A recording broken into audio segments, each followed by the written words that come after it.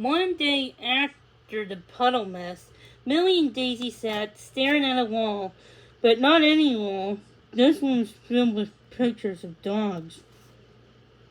Elmer and Moose were both there, but with lots and lots of others. What are we looking for again? Asked Daisy. These are all the dogs who have been adopted, Millie explained.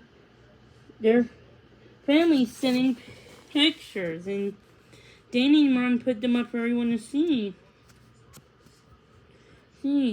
Let's see.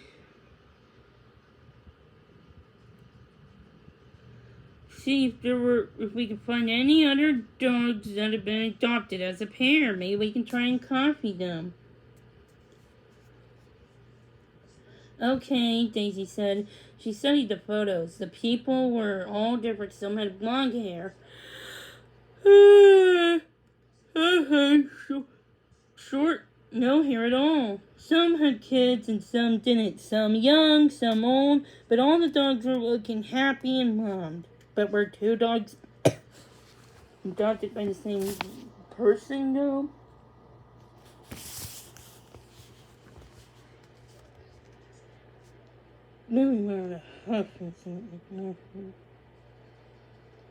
What's so funny? Daisy asked.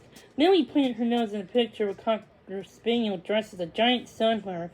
He had big yellow petals fanning out from his face, and he wore a green sweater that looked like a leaf. He looks pretty silly. Daisy glanced up from the photos against her. So does she said, pointing to a Rottweiler with a blue raincoat and matching hat. Millie smiled, and then got a thoughtful look in her eyes. Hey, Daisy, look at these two puppies. They're wearing matching red sweaters with reindeer on the front. Aw, said Daisy. They are cute. They're not just cute, Millie said. They're wearing the same matching clothes. I bet if even they got separated, someone would know they belong together. That's what we need to do. Find matching outfits. Finally, catch on. Daisy wagged her tail nervously. She had a sinking feeling that what was coming next. Where would we find that? I know, she asked. I know, just the place, Millie said. A few minutes later, Daisy found herself standing in the laundry room next to Millie. The big washing machine where the staff used to clean all the doggy beds were women as loads tumbled into circles, and there were a pile of clothes and baskets on the floor, waiting for their turn. Daisy whined, we're not supposed to be in here. Danny and Mom don't want us playing with the laundry. We aren't playing, though, Millie insisted. We're here for a very important reason. To find matching outfits. And when we do, no family will be able to resist us. And they'll know we belong together. Even if we get adopted, it will all be worth it.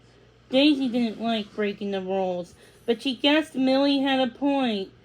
Where should we start? She asked. Millie sniffed at the different baskets and finally stopped at one at the end of the line. Right here, it's full of staff t-shirts, and they're all the same. It's perfect. Help me tip it over. Daisy did just as Millie asked and pawed over one of the baskets while Millie nudged the other side of her head.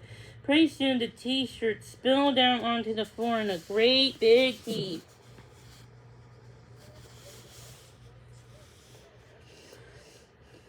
Good job, said Millie. Now all we need to do is dive in and put on the t-shirts. How hard can it be? As it happened, wearing clothes was a lot harder than they thought. Daisy never put on a t-shirt before. She didn't even know which hole to put her head in through. Then she got mixed up in the jumble of shirts. She couldn't find her way out. Oh.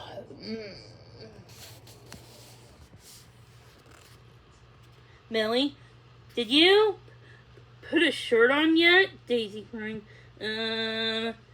I don't think so, Millie replied. How about you? I think it might be a bit stuck, Daisy said. The truth was, she was a lot stuck.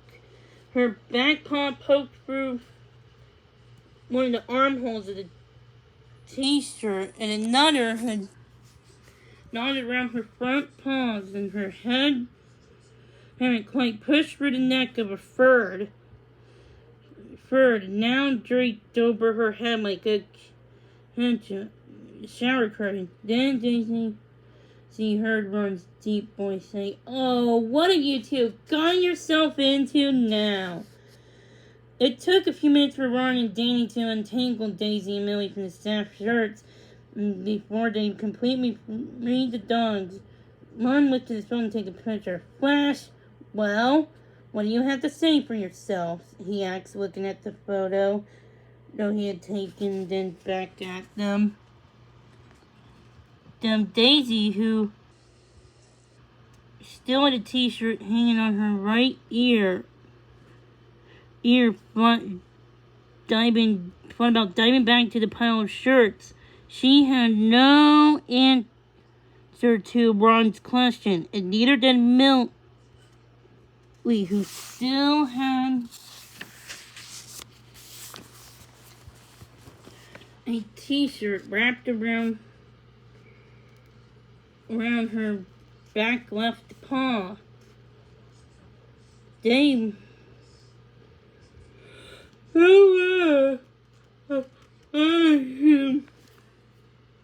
play in the laundry room. What were they thinking? Danny wanted to know. I don't know, answered Ron, but it gave me an idea. Maybe it'd be nice to have some of the dogs wearing Danny and Ron's rescue gear at the adoption event. And maybe that's not on their head.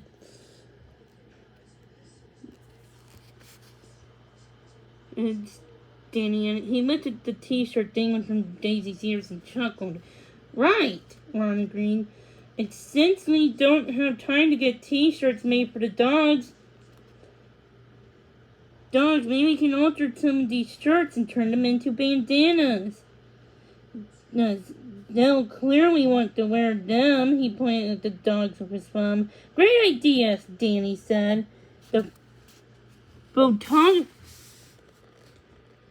we hired can get shots of them in the bandanas for our website. That sounds perfect. Ron turned back towards Millie and Daisy and squatted down so that he was at eye level with them. As for you two, we don't want you to catch any playing around here again. Understand? All that Daisy knew, the calm voice and the amused tinkling eyes meant that she and Millie were forgotten. Daisy hurried forward and licked Ron's cheek like Millie did the same thing on the other side. They were so grateful they nearly knocked him over. All right, he laughed. Go on now. Daisy and Millie filed out of the laundry room and settled down on the fireplace next to a few other dogs. Daisy wanted a deep sigh. Where have you two been? Buster said in his shrill howl. Millie quickly explained what was happening in the laundry room. Amelia yipped at them right away. What in the world made you think about causing trouble was the right thing to do? She asked.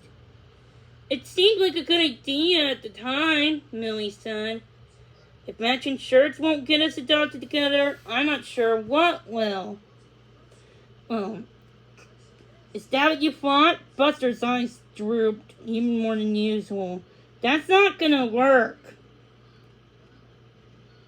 Alright, then what is the secret? Millie asked, her tail wagging hopefully. There is no secret. Buster said. You just have to find the right family. You'll know when you meet them.